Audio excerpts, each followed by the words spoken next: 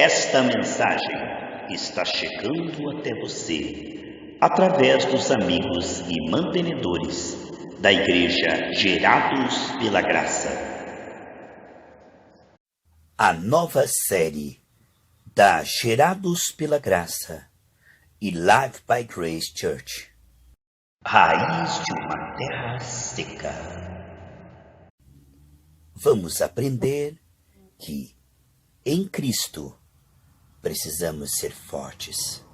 Precisamos viver o Evangelho e vencer a carne, o mundo e o diabo, para, como mais que vencedores, chegarmos a sermos coroados no céu. A paz do Senhor Jesus Cristo. Glória a Deus. Vamos para a terceira parte do tema Raiz de uma terra seca. A minha Bíblia está aqui aberta em 2 Timóteo, capítulo 3. Eu vou ler alguns versículos para nós discorrermos. Sabe, porém, isto, que nos últimos dias sobrevirão tempos difíceis e trabalhosos, não é? Porque haverá homens amantes de si mesmos, avarentos, presunçosos, soberbos, blasfemos, desobedientes a pai e mães, ingratos, profanos, sem afeto natural, irreconciliáveis, caluniadores, incontinentes, cruéis, sem amor para com os bons, traidores, obstinados, orgulhosos, mais amigos dos prazeres do que amigos de Deus, tendo aparência de piedade, mas negando a eficácia dela. Destes, afasta-te. Amados e queridos irmãos, os tempos finais da igreja nessa terra, antes do arrebatamento da igreja, uma apostasia quase generalizada. À medida que o homem vai se tornando soberbo, ele se ofende com qualquer coisa. Ele acha que deve ser ultra, mega bem tratado. Ele se ofende fácil. Porque o homem que é soberbo, qualquer coisa ele se sente humilhado. Qualquer coisa ele está chateado, emburrado. Porque ele quer um tratamento VIP, um tratamento especial. Quer ser homenageado. Então, hoje nós vivemos uma geração, e isso está tentando entrar na igreja, de pessoas melindrosas, de pessoas que facilmente se irritam, desanimam, não têm paciência, não têm misericórdia, vive para receber amor. E quando nós esperamos aquilo que Deus não prometeu, acabamos nos frustrando e culpando a igreja daquilo que o Senhor não nos prometeu. Sendo a igreja um hospital da alma, as pessoas que vão lá não são anjos, são pessoas. Estão num processo de restauração. Então, um perdoando o outro, um suportando o outro. Porque o nosso único modelo é Cristo. Ali, dentro da igreja, joio e trigo. E como os vemos, muito mais joio. Pessoas que causam escândalos, divisões. E o único objetivo do diabo, através do joio, é desanimar o trigo. Mas aquele que perseverar até o fim, diz Mateus 24:13, não deixar ser vencido pelo mal, mas continuar com a sua aliança com o Senhor. Qual a nossa aliança com o Senhor?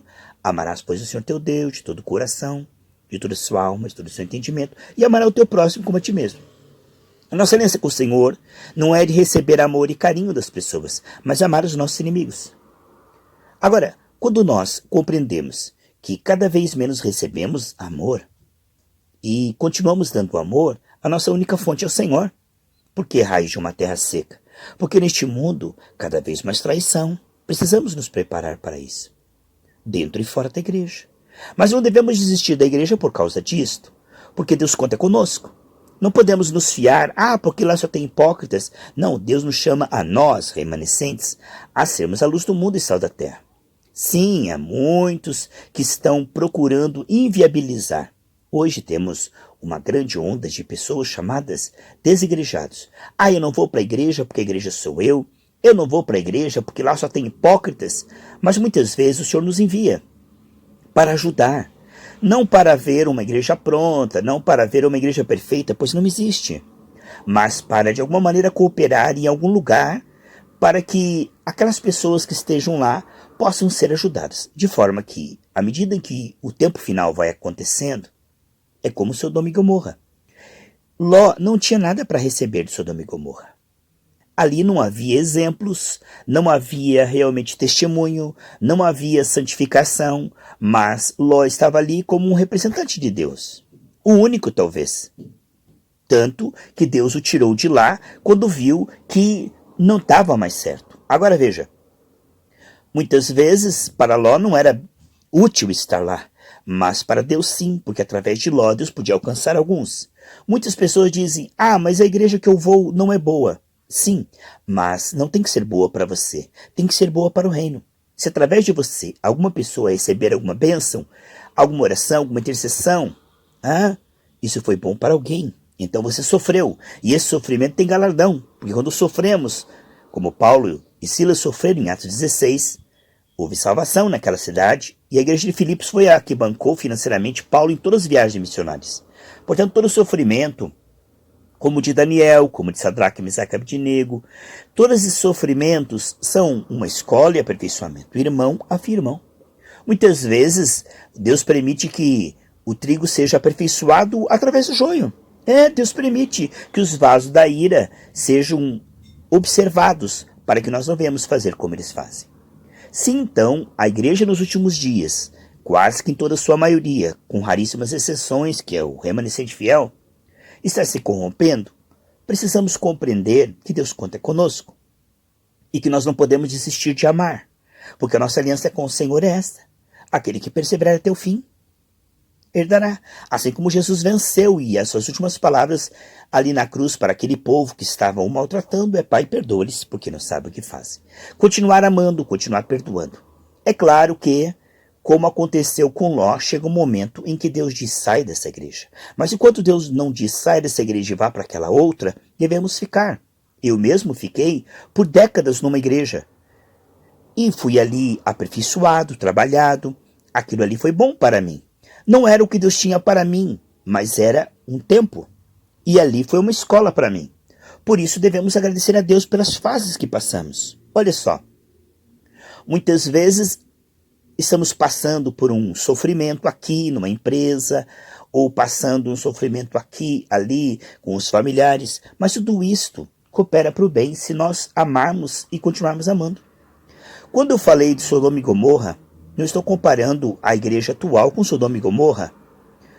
Estou apenas dizendo que, assim como Deus tirou Ló de Sodoma e Gomorra, Deus tirará os crentes fiéis de igrejas que se apostataram, que se misturaram com aquilo que desagradou o Senhor. Deus tem 3 fases para uma igreja local. Primeiro, quando ela é saudável, Deus envia pessoas para essa igreja cuidar. Deus confia os seus filhos. Isto.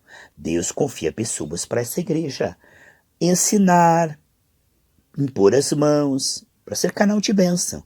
No primeiro momento, quando uma igreja é saudável, Deus coopera com ela. Quando a igreja começa a apostatar, Deus levanta o remanescente para jejuar, interceder, orientar, aconselhar e até profetizar contra aquilo que está errado na igreja. Se, além disso, a igreja continua teimando e afundando no lodo, o terceiro e último passo é Deus tirar os fiéis daquela igreja e ficarem apenas os hipócritas. Fica um museu, onde o Espírito Santo e Icabode sai daquele lugar. Há muitas igrejas em que muitas pessoas sinceras vão saindo, e a pessoa daquela igreja diz: olha, os joios estão saindo, olha, estão saindo aqueles que são rebeldes, estão saindo aqueles que realmente estão contra a liderança. Na verdade, não. Muitas vezes quem está saindo são pessoas que são de Deus e que Deus falou com elas: saia deste lugar. Quando uma igreja não é saudável, Deus tirará os seus dela, não permitirá que fique por muito tempo ali sofrendo aquela influência. É claro que por um primeiro momento Deus confia nos seus soldados, que fique ali mais um tempo, invista mais um tempo, como Jesus diz: vamos regar, vamos colocar ali na terra, vamos ver mais 3 anos se frutifica, senão a gente corta.